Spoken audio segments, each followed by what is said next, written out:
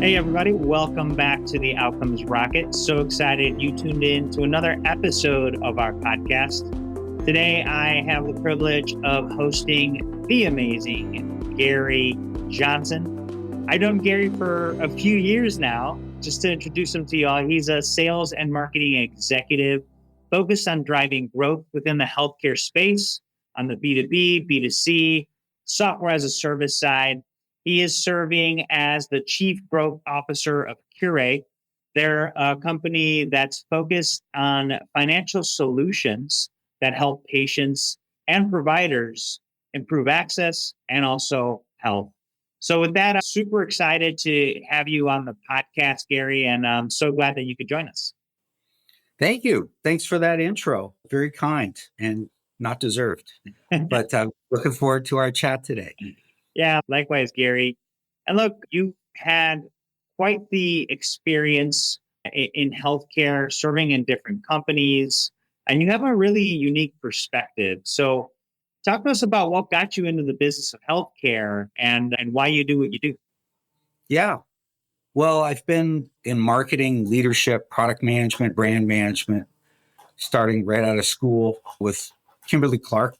It was consumer packaged goods, so big brands like Kleenex and Huggies diapers and Kotex, and launched Depend incontinence products, and then worked in a lot of different consumer packaged goods, OTCs and pharmaceuticals, over the counter, when ibuprofen came off script, and beverages.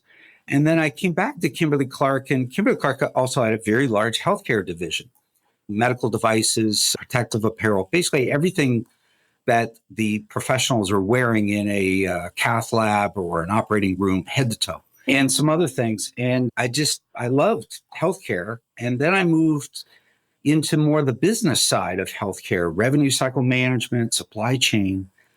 And that's when I really became jazzed about there's a whole another side of healthcare, that there's the clinical side, of course, is incredibly important. But then there's the business side in the US healthcare system, where it's just hard for patients to afford care, even if they have insurance, and healthcare providers to get paid accurately and timely, and to collect payments from patients. And I enjoy being in that space now, because it's almost like it feels like giving back in helping solve these problems for patients and providers. I love that. Yeah, and it's always interesting how people end up in healthcare. For you, you were with the consumer company, but as we all know, healthcare is not a vertical, it's a horizontal.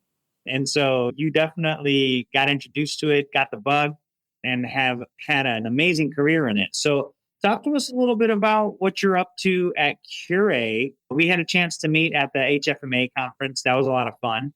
Talk to us about what you guys are doing there. Yeah. One of the big issues in healthcare is that the patient, people like you and I, we are now the third largest source of revenue for healthcare providers. And in some cases, some health systems, we're the second largest.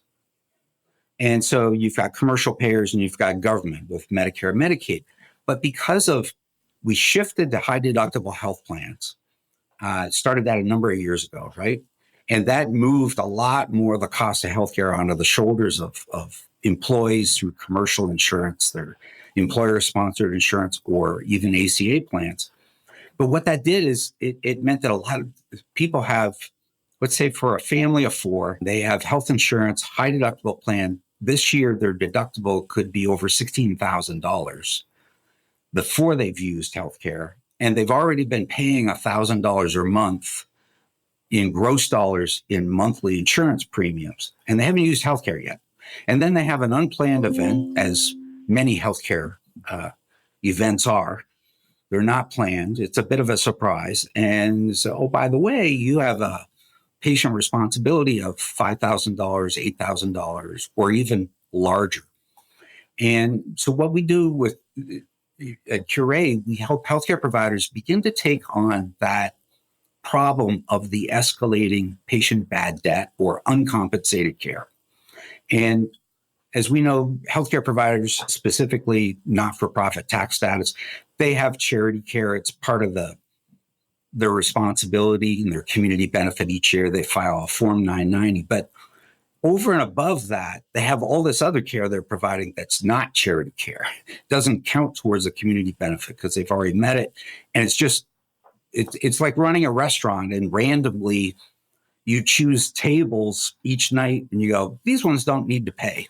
And we'll try to figure it out later. Well, that's not a good approach. So what we do, we help attack patient bad debt really through three things. One is we do insurance discovery with new technology that's just way beyond anything else in the market. And so when you go for an appointment and you're scheduled, often they ask for ID and they ask for an insurance card. And the person is literally logging into a clearinghouse to confirm, yep, you have ABC health insurance. It's a PPO, and you have a deductible of X that you've met, and the copay today is Y dollars. Often, though, when they go through that clearinghouse, that software on the other side by a vendor is yesterday's technology. It'll miss the insurance that's available, actually in place at the time of service. So we will rerun all those so-called self-pay patients that they couldn't find insurance. We'll find 20 to 30% of them actually had insurance at time of service, and you can refile it before it goes off, timely file it. Second thing is that task that I just explained also enables us to identify patients that are actually eligible for Medicaid, and we'll hold their hand and get them enrolled. Also, it identifies patients eligible for ACA plans, subsidized plans, and we'll get them enrolled. We'll hold their hand. We'll even provide funding to the patient to help support their monthly premiums. Totally up to the patient to choose which healthcare provider and which plan, but often they go with who they're already a patient of record. And then the third and final, even after someone has a so-called rich employer-sponsored insurance plan, they still have balances after the fact. And most people, studies are showing most households don't have $600 of free cash sitting around for an unexpected event. How would they ever pay for $3,000, $4,000, $5,000? And that's where we come in with 0% interest line of credit for the patient. It's underwritten for the individual patient. It's a revolving line of credit. It's 0% interest. We pay the provider off in full in 48 hours. The patient doesn't pay interest. They don't pay fees. There's no balloon payments. We don't sell their debt, and it's non-recourse. So those are basically the three major components to our platform. And that will greatly reduce health systems patient bad debt by typically 20% by the end of the first year. We'll double their collections from patients at the time of scheduling over current rate. And we see net promoter scores jumping by 20 to 30 points. Patients love it. It's more Amazon-like, it's consumer-like, and offer financing. The reason we're able to do this, we're taking technology and practices used in the retail industry, Home Depot, rooms to go, car dealerships, and we're able to use that technology to run algorithms to set the right funding and underwriting fee for 95% plus of patients that apply. And we're applying it to the healthcare space. And that in a nutshell is what we do. And clients are very happy. Patients are happy. Well, that's fantastic, Gary. And so on the one hand, helping providers identify missed insurance plans so they could cover that. So you help the patient and the provider in that instance. On the other hand, helping people that could get coverage, get the coverage they need, like Medicare, Medicaid, ACA plans. And then finally, when there's that gap, you're helping them fund with 0% interest. That pretty much covers it all. It does. And when you dig into the data, here's what's alarming. I was just at a conference a couple of weeks ago, and there was about 200 health systems represented in a cross-section. Which one was it?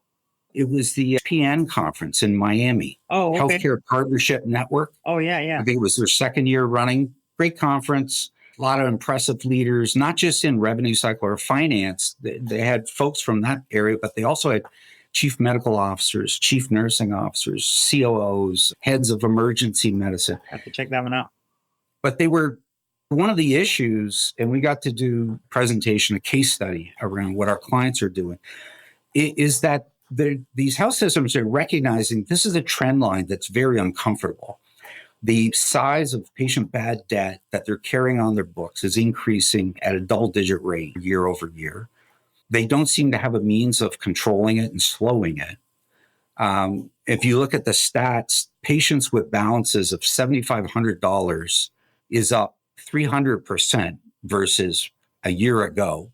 So at this conference, you got the cross-section of these leaders of different functional departments. But one is they're hearing from all their frontline clinical staff, as well as patient financial navigators, people who do the check-in at the front desk. Are you here for your appointment? Let me check. They're hearing from patients the anxiety that they're unprepared to pay for whatever is their portion. And as a result, clinicians are saying basically, I got patients that have chronic diseases. I need to see them every month, every 2 months. They're not coming in. They're disengaging. They are abandoning care. And that's a problem, right? That's a problem. The second thing is it's occurring is that patients at the time that they are being diagnosed, often, let's say it's in oncology, because there was one health system there that spoke very boldly about oncology care and infusion centers. So they said that basically, hey, the best care in many cases involves pharmaceuticals. They've been approved by FDA, but they're new. And commercial health insurance may not have approved it. They may deem it as medically unnecessary. Use the drug that was popular in the past. And yet the cost of this new drug, it may be $50,000, $70,000, $80,000. And when patients are faced with that, especially with something like oncology, they may choose to walk away from care. They don't want to spend their kids' inheritance. And so you got to find ways to fund it. And that's what we do. We tap into philanthropic organizations as well, drug charities. Most of the pharmaceutical companies have foundations. They'll subsidize the cost of the drugs. They'll cover other out-of-pocket expenses. So that's also a big part of what we do. That's great, Gary. That's awesome. And when people are in that tough time and their insurance plan refuses to pay, that's a terrible situation. And it's nice to know that you guys are making an impact and some inroads for people to have options instead of just being stuck with, like you said, choosing between their savings, kids' inheritance, and their life. Like, what a terrible choice to have to make. So I think that's really great. And there's a lot of firms out there offering different things in the rev cycle space. What would you say differentiates you guys? I think two things. One is technology. Technology is constantly evolving, whether it's you're looking at the power of semiconductors and that law where it multiplies by 10 every so many years or whatever. Technology is constantly improving, replacing yesterday's technology. I mean, look at what we have today in imaging. We can detect cancer cells at a point in time far earlier than what we could 5 years ago, 10 years ago, and then begin therapies. Well, this is the same thing. So we have new technology, very sophisticated. This is why we do the insurance discovery in a superior way versus others.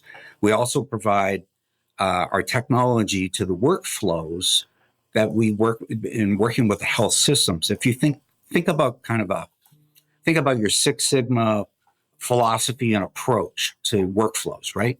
An error on the front end, at the very early front end, will multiply by 10, 100, or 1,000 through to the back end in magnifying the impact of that mistake. Well, if you miss insurance on the front end, at the very front end, and you accidentally assign a patient to the self-pay category, self-pay, uninsured, they're going to be treated differently. And the bill is going to be treated differently. And maybe even the path of care could be treated differently depending on where they go. And look at the extra effort that you have to go through when, in fact, you find that they do have insurance maybe halfway through the revenue cycle process. Now you go back and you got to rebill, refile to the insurance carrier.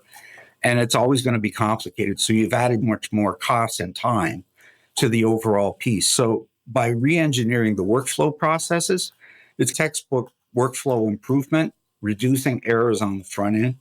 And as part of that is bringing the know-how. Because I got to tell you, our parent company is one of the largest consumer credit processors in the United States. And they manage and run the consumer credit program for That's pretty cool. one of the biggest big box retailers. And when that retailer says, I would like every consumer that walks through the door to qualify for financing, whether they want to buy $8,000 worth of appliances or building supplies, can you make that happen? And they figured out how. It's in the underwriting. It's an insurance pool model. You got to have a lot of pay as consumers going through it. And we applied that same model so that you could get 95% plus of people that apply. They do, in fact, qualify. You change the underwriting fee because obviously the risk is different and the risk that we take is different. But at the end of the day, the patient gets a means to afford care, and the healthcare provider gets paid for the portion that the patient is responsible for, less an underwriting fee. But their alternative is often get paid zero. And as one of our clients always reminds me, says, zero is not a good multiplier. So I'd rather have a large portion of that. I think we could all agree on that one, Gary, for sure. And I appreciate your perspective on the matter. Building companies, growing them, it's not easy. So one of the things that we like to cover on the podcast is challenges and setbacks. So if you had to think of a setback you had with the company or the company's had, like, what is it and what's been a big forward step that you've been able to take as a result of overcoming it? Yeah. No, it's a good question. And it's not necessarily a setback, but it's definitely an obstacle. And it's a reality in healthcare space today.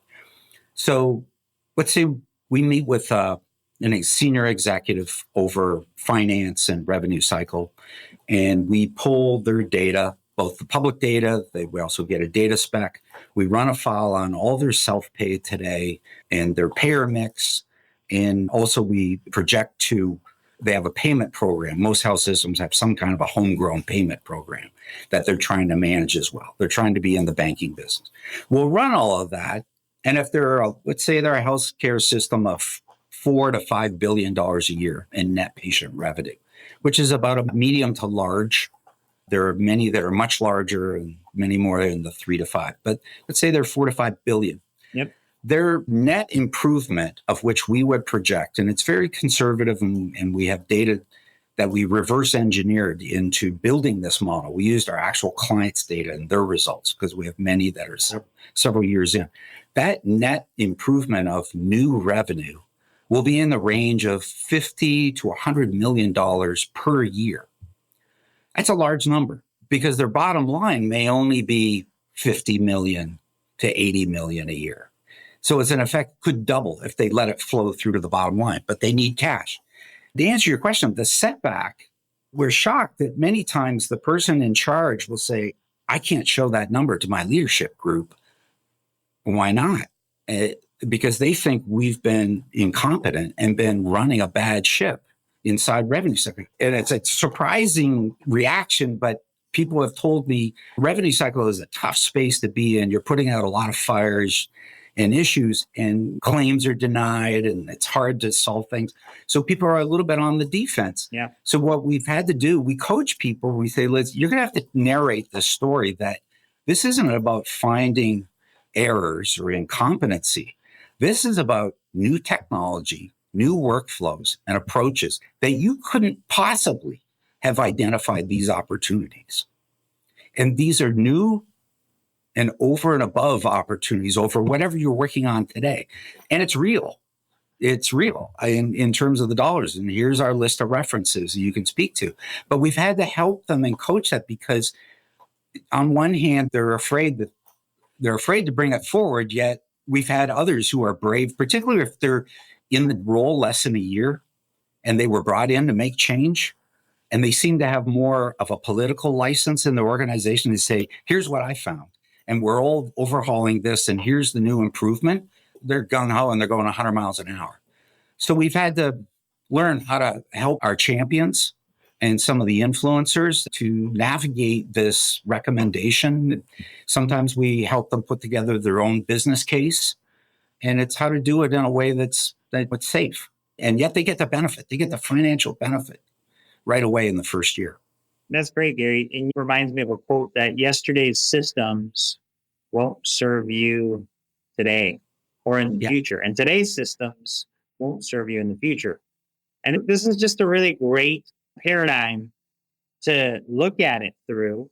It's what we have had in the past didn't allow us. And now what we have today, we can do it. So I think that's a really great paradigm.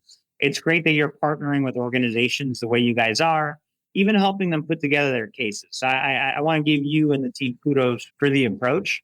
I think it's a very seasoned one and one that is much needed. So kudos there. A lot of the things that we chat about on the podcast can make a huge difference for organizations listening and watching. What call to action would you leave people with as we close up here? And then where's the best place that they could reach out to you and the Curae team? I would say the call to action specifically about patient bad debt, uncompensated care. Because I've heard this directly when I've asked folks and I've pulled data. We run a model basically on their data in their Form 990. It's enough information and some payer mix. We can run a model and we say, hey, we can reduce your patient bad debt from its current number and bring in 50 million, 80 million. And I got a lot of problems. And I guess this is as good as it gets for patient bad debt and uncompensated care. And I would say the call to action is, no, it isn't. Actually, you're in the lower half. If we're ranking healthcare providers, and we're actually building a model right now, we will be ranking healthcare systems based on revenue cycle size and patient bad debt, uncompensated care. So people can score themselves versus the other health systems that are truly leading in using technology and leaning into this patient bad debt problem. You're not doing great. You could do far better, and you're going to have happier patients. You're going to be the brand of choice in your market. You're going to be more consumer-like and friendly. And that's great for market share. But that's what I would give as the call to action is don't be satisfied with patient bad debt of 3, 4, 5, 6% of net patient revenue. Don't be satisfied. That's terrible. And a capital reinvestable business that eats capital every year, you can't afford to do that. And the way to get connected, LinkedIn is probably the best way. I'm routinely posting and reposting other people's content and weighing in on things, but people can get in touch with me that way. But we would love to help people, multi-hospital systems. It doesn't matter if you're in an expansion state or non-expansion state. We can help you all the same. And wherever your performance level is today, we can make it even better.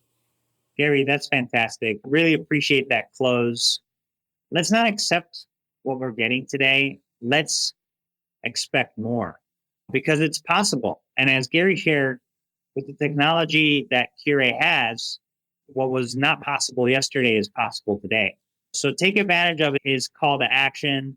In the show notes, we're going to leave his LinkedIn profile so you can get in touch with them, as well as links to Curae and ways to get in touch with the team over there. So appreciate everybody tuning in. The best way you make use of today's information is by taking action. So I encourage you guys to take action on what Gary has shared. And Gary, thanks for spending time with us. This has been a true pleasure. Thank you, Saul. It's terrific. Love your podcast.